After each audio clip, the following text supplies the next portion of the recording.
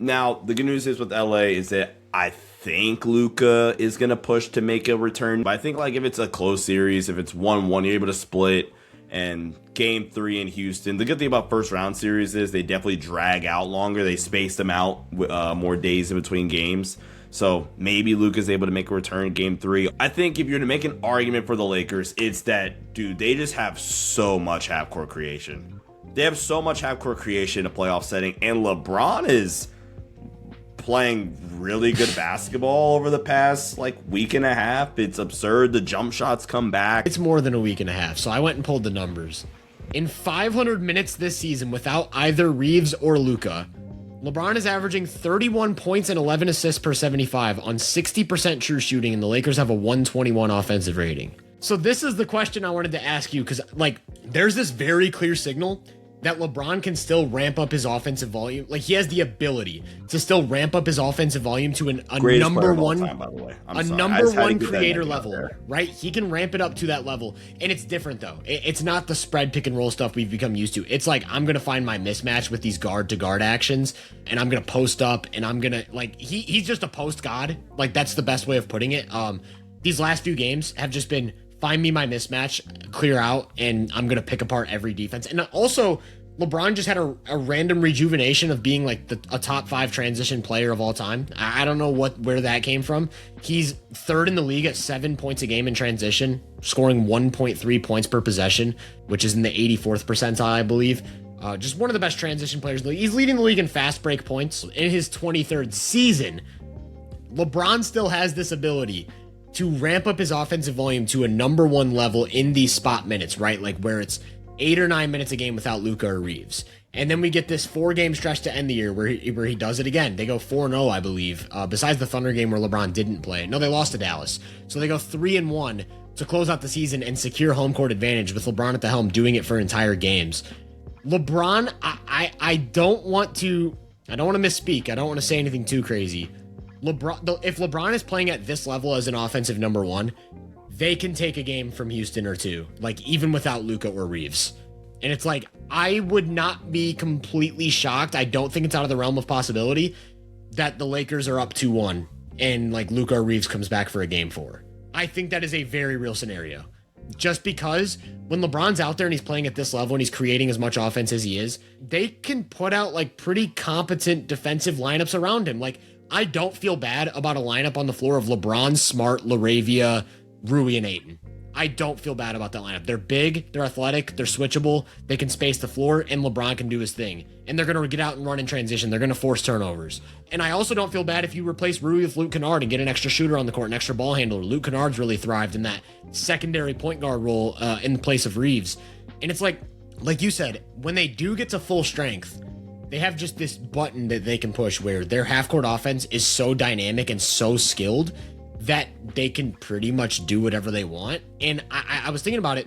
In a Houston series, you get Reed Shepherd on the court. LeBron's just going to look for that matchup every single play. It's going to be, let's get Reed Shepherd. And then Houston's going to have to rotate, and they're a really good defense. They're really good at rotating. So I do think they can do that extremely well. But it's like, that LeBron against Reed Shepherd will be good offense every time. And it's like, do you avoid that mismatch by hedging? Now you got Luke Kennard freeing up on a ghost screen or something like that. That's a really tough scenario to put Houston in, but they need Reed Shepherd on the court because of the spacing aspect of things.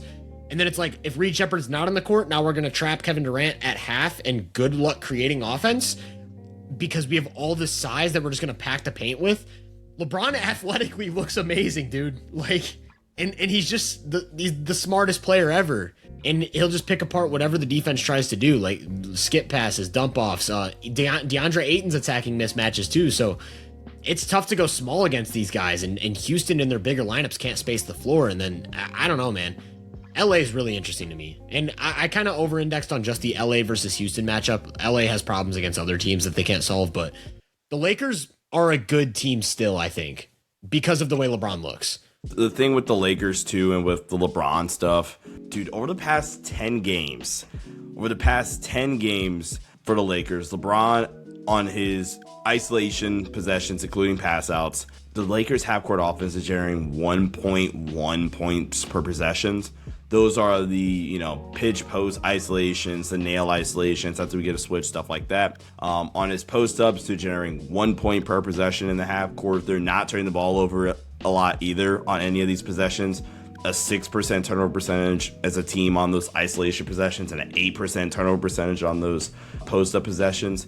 And then as a scorer, I think LeBron's not been a good pick and roll scorers, which is, makes sense why we've seen a significantly lower dosage of it, with him trying to actively score out of it. When the Lakers go pick and roll, LeBron is mostly to try to get a mismatch and get a switch and then play out of that.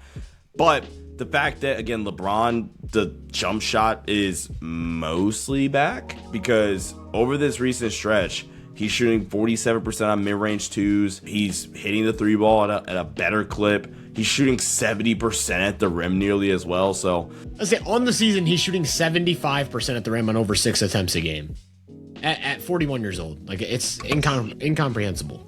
Yeah, what he's been able to do is just absurd. If this team's at full strength, then they're very clearly top 10. The biggest concerns would be the fact that can they consistently field two-way lineups, the fact that they are so, from a lineup data standpoint, they are so dependent on Marcus Smart being a part of those groups with Austin, with Luka, and LeBron. The problem is that they cannot play Marcus Smart for 48 minutes. And Jared Vanderbilt just is not a playoff player. They might. That's what JJ Redick did in the playoffs last year. 5 men the whole entire game. Crap, he did. Yeah, I forgot about that. It's, again, just the fact that they have so much freaking offensive firepower to the point where it is basically damn if you do, damn if you don't.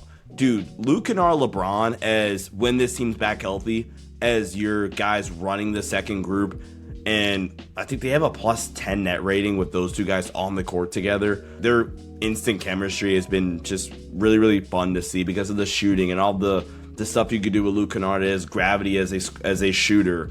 And the fact that he can be a secondary ball handler, like you mentioned, and make decisions without turning the ball over. And they can field those groups with defensive slanted players to kind of round it out with Hayes and Smart and LaRavia. And you can honestly call it a day for a 4-minute stretch at a time while you give Luka and Austin a rest.